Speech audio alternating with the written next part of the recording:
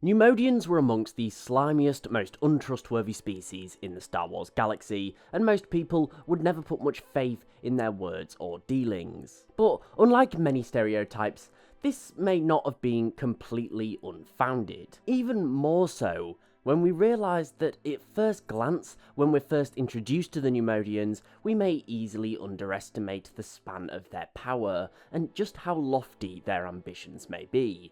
In fact, there's a reasonable amount of information to suggest that pre-Phantom Menace, the Neimoidians were actually getting ready to take their place as one of the most dominant species in the entire galaxy. Now, when I say Neimoidians were planning on taking over the galaxy, I don't necessarily mean using their massive droid army, or anything so heavy-handed as what we saw in later years of the Clone Wars. No, the Neimoidians were lining themselves up to be more influential than ever. So we may know the Neimoidians for being members of the Trade Federation, an incredibly powerful and well-backed business that deals in intergalactic trade.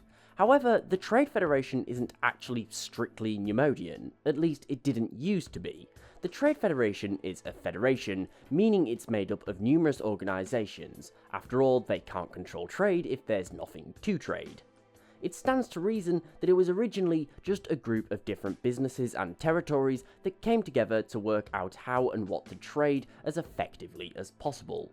For this reason, it all operates under the huge umbrella that we know as the Trade Federation. But really, it's just a bunch of independent organisations that come here to work together specifically. So, it wasn't strictly a Neimoidian thing. The Neimoidians only took power of the Trade Federation following the Eridu Conference. This was basically a meeting between the Directorate of the Trade Federation and Chancellor Finis Valorum, as tensions were high between the two, likely due to taxes or something like that, and they decided to have a conference to work out how they were going to deal with it. Anyways, at this conference, a mysterious group of terrorists attacked, and although they were trying to kill the Chancellor, they failed, but they did manage to kill the entirety of the Directorate of the Trade Federation, which created a massive power vacuum, and the Neimoidians, wanting to seize upon this, rushed one of their own in, Newt Gunray, and they appointed him Viceroy. It's suggested that the Viceroy was put in place of the Directorate. Essentially, it was kicking out the other representatives. It was placing all of the power of the Trade Federation into the hands of one person, one Neimoidian. As an interesting fact, the Neimoidians actually had several members of Quat Drive Yards assassinated, as this business was very prominent in the Federation, and likely had very good claim to the seat of Viceroy. This shows just how far the Neimoidians are willing to go to make sure it's one of them who is on top. It's also likely they killed a lot of other people to put Gunray in his position. Now, you can see this as the point where the Federation becomes morally bankrupt to an extent, and we start seeing it act more as the villainous organisation it does in our own timeline. It's also around this time when they start making deals with the mysterious Sith Lord Sidious. So, Neimoidians are a pretty callous species. I mean, they literally force their young to compete for food, so only the most greedy and cunning will survive.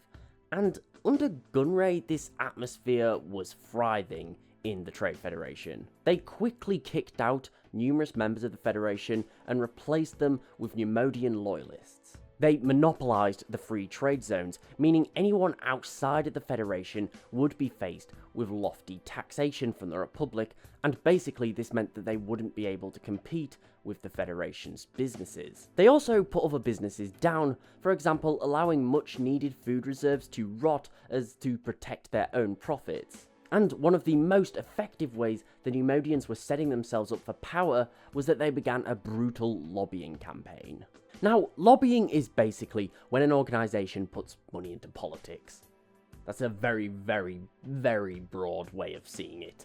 The Trade Federation was brilliant at this. They created a very symbiotic relationship with the senators, where these politicians were reliant on Trade Federation success to support them in their own political ambitions. They even managed to get their bony fingers on a Senate seat, allowing them to directly influence laws. Now, this may seem as a far cry away from actually running the galaxy, right? But no. Remember, with nearly all galactic governments, trade is essential, and the Federation had worked hard to monopolise it. ensuring that they were essentially the lifeblood of countless systems and colonies. Any other big trading organisation didn't stand a chance because they couldn't operate in the free trade zones, which allowed the Trade Federation to undercut them and eventually force them out of business. This isn't direct power, it's very indirect, but essentially the Trade Federation could do almost whatever it wanted. If they chose to cut trade to a world, then basically that world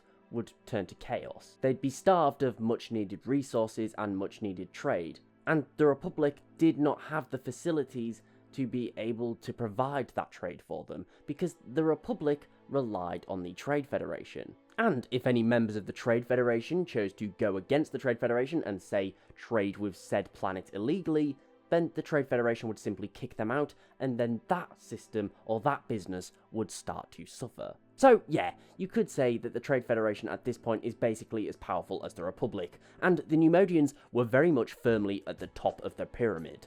And they were very, very quick to get rid of any other species from the Trade Federation, and basically made it a Neimoidian-centric business. It wasn't actually until the Republic demanded taxation of the free trade zones that the Federation began open hostility with the blockade of Naboo. This was sort of them flexing their muscles, trying to prove that, wait, we are powerful, we can do what we want, you will do what we say, or we're going to cause the people of Naboo to suffer, and we can do this to anyone. At the end of the day, in my opinion, this probably wasn't even really about taxes. They made enough credits as was. They didn't necessarily mean more. They definitely weren't going to go and start hostility about wanting a few extra credits. What it was about was it was putting them on a level playing field with everyone else. Taxing the free trade zones would mean that they weren't special anymore. Their monopoly would no longer exist. And for that reason, as in all markets, competition would thrive, and eventually the Trade Federation would begin to lose market share, and it would lose power with this. But what do you guys think? Could the Neimoidians have basically taken power? And what would a galaxy under a Neimoidian Trade Federation have looked like? Let me know in the comments below. Thank you for watching, I really do hope you enjoyed this video. If so, please remember to like, share and sub, as it's really appreciated and it helps the channel grow. Also, don't forget to follow me on Twitter at @TheLawGuy and tick the bell for regular updates. But most importantly, thank you so much for watching, I hope you enjoyed, I hope you're all staying safe out there, and I'll see you next time.